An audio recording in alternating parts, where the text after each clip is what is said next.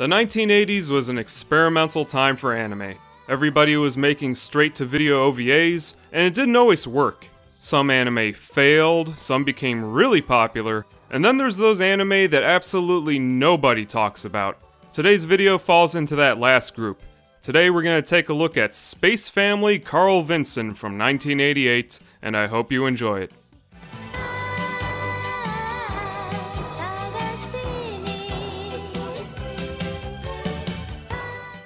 Sometime in the far, far future, in a galaxy far, far away, a group of alien actors flies through outer space to their next performance. One day, another spaceship warps in out of nowhere and crash lands on the planet below. Wondering if everyone's okay, a group of alien characters investigate the crashed ship, only for them to find a human baby girl as the sole survivor.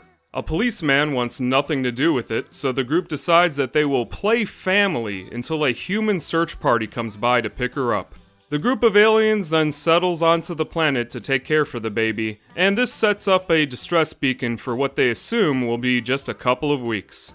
5 years later, and the little girl's new family has settled into their happy new life on planet Annika. There's not much more to the story than that. And that's not really a bad thing, mind you, it's just a simple anime that anyone can enjoy. It's a slice of life series, and most of what happens is fairly standard day-to-day activities. Our main character, 5-year-old little Corona, goes and collects bugs with her cute little bug net. She starts her first day of school at a kindergarten that her alien parents set up, and most of what is to be enjoyed about this anime is the comedy that comes from trying to raise a human girl with a group of robots and aliens that don't even know what a human is. You get a sense that her new family really loves her, and they would do absolutely anything to protect their new human baby daughter. The story for this anime is split into 4 parts. You have spring, you have summer, fall, and winter, and it follows the everyday lives of this group of mismatched aliens as they struggle to raise their new baby daughter with only the records from her crashed spaceship as guidance. Eventually, someone does answer that distress beacon, and from that we get a little bit of drama, but this anime is a light comedy at its core, so don't go into it expecting anything more than some cute segments of Corona collecting mushrooms, playing with her friends, and getting along with her crazy aunts and uncles. Corona is cute, and she brightens up just about every scene that she's in, and in fact, I like all of the characters in this anime. The proud Papa Robot who eats whatever he feels like eating, the overprotective fluffball of a mother, the elf girl who's an expert at keeping the peace, the comedy relief brainstem with legs, the lower torso of some sort of robot, and even whatever the heck this thing is. They all look like aliens too, and while I've never seen an alien, only one of them is even remotely human. The rest of the cast are all background characters from the manga, so you're not really gonna get any character development there, but this alien dog wearing a carpenter jacket is probably the thing from another world, which really put a smile on my face when I realized what it was. I wouldn't be surprised if all the characters are references to famous movie aliens, and maybe I'm just not seeing it. Let's talk about the animation for a bit.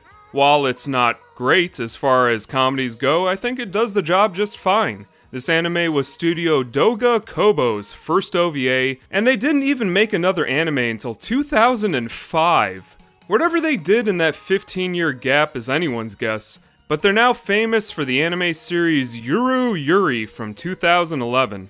Now at this point you're probably wondering who Carlvinson even is, right? Well, Carlvinson was a US congressman for 50 years, who had very, very little to do with anime, and based on what little info I can gather, I'm assuming that this anime was named after his battleship that floated around Japan sometime in the 1980s, and I know I'm not supposed to give my opinion on this channel, but I can't help but feel like this anime was supposed to be called Space Family Carl Sagan at some point. That would make a lot more sense, wouldn't it?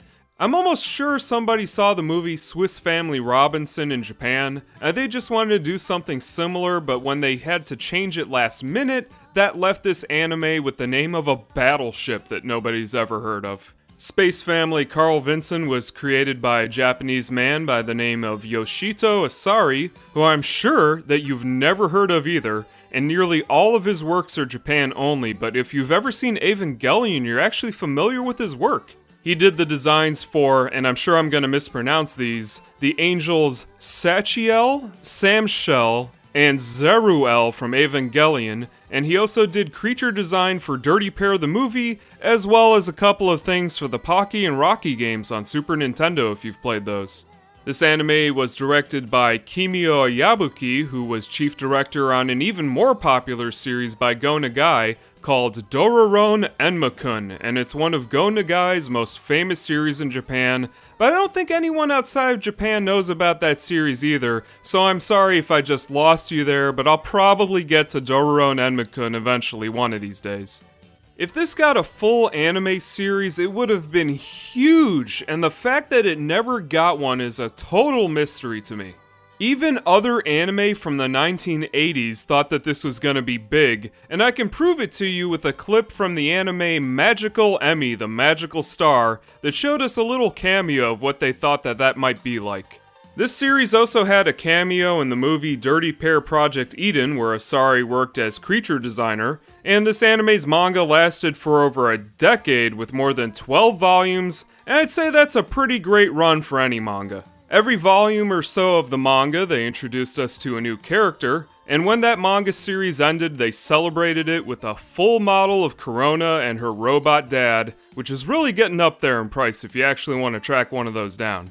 Just like most of the anime I talk about on this channel, this OVA was only released on Laserdisc and VHS and only in Japanese, and Space Family Carlvinson is almost completely unknown even by retro anime standards. It doesn't even have an English Wikipedia page. The only thing that even pops up when you type this anime into YouTube is this one guy recreating the entire series with little model dioramas. But it's nice to see that there's at least one other person out there that knows that this series exists.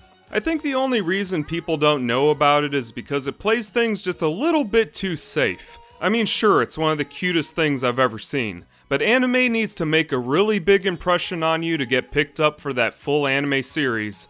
And with that said, I still give this a light recommendation just for how cute it is and the crazy character designs. Getting into the anime any more than that would just spoil it for you, so take my word for it that it's down to earth and it's as heartwarming as anime can get. Every bit of this anime is sincere, relatable, and completely safe for the whole family, and while I enjoyed it, I'm not really sure who I would recommend it to. A couple of the jokes fall flat, but is this the sort of thing that modern anime fans would even like? It's a story about a cute girl and her family of weird alien parents, and I'm not really sure if people are really into that sort of thing these days. Did you like Tokyo Godfathers? Maybe you're just kinda tired of fan service and you need a break to watch something without any drama. If all that sounds good to you and you need something cute to brighten up your day, then this is a great anime to do it. The only bad thing I can say about it is I wish there were more, and who knows, maybe one day we'll get that modern remake. Don't be sad that it's over, be happy that it happened. And that's about all I have to say about Space Family Carlvinson. If you like this anime, and you like the video too, just give it a big ol' thumbs up, maybe comment in the comments section, and I'd like to thank the 30,000 subscribers that we now have on this channel. I had no idea that it was ever going to blow up this big, but you know, you guys are the best. If you weren't here, I wouldn't be doing it. And if you're new to the channel, I do a retro video on an anime or VHS tape, or sometimes, you know, it's like lost media every week or so, and if that sounds cool to you, go ahead and subscribe. I will keep pumping out videos about anime that you've never heard of, and if anybody out there actually saw this anime, please let me know what you thought about it. There wasn't a single video covering Space Family Carlvinson on all of YouTube, and I really would love to hear your thoughts. And yeah, that's basically all I have to say. Thank you very much for watching, and I will see you next time.